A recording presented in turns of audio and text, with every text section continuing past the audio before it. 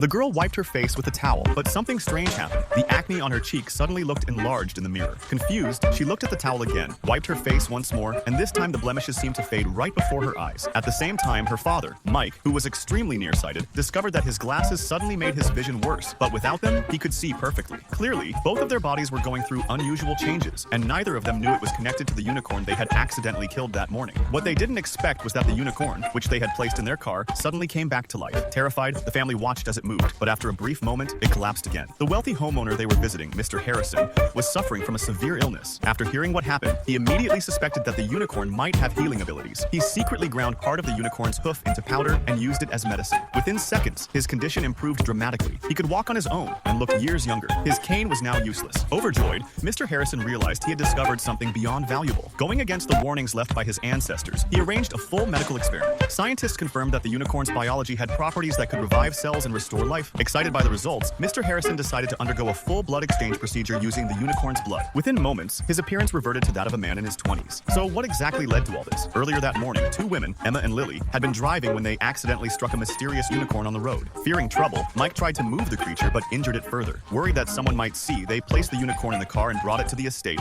where Mike was helping Mr. Harrison draft a will. During their conversation, Mike's body began acting strangely, leading back to the strange scene at the start of the story. Mr. Harrison, wanting to preserve the unicorn's powers, locked it away. But just as everyone celebrated, the bodyguard's communication system failed, the lights went out, and the mansion was thrown into darkness. Mr.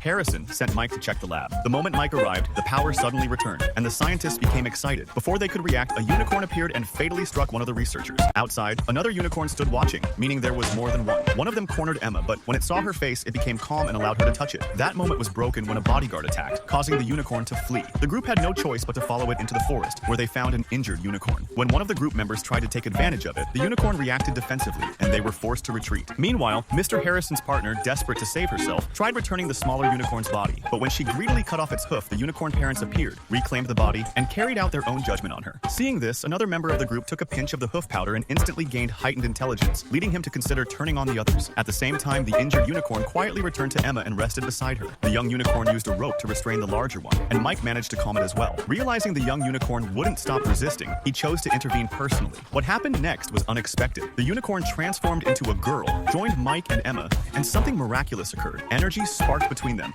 and Mike, who had been on the brink, was revived. In the end, Mike formed a bond with the unicorns and lived peacefully with his daughter, Emma.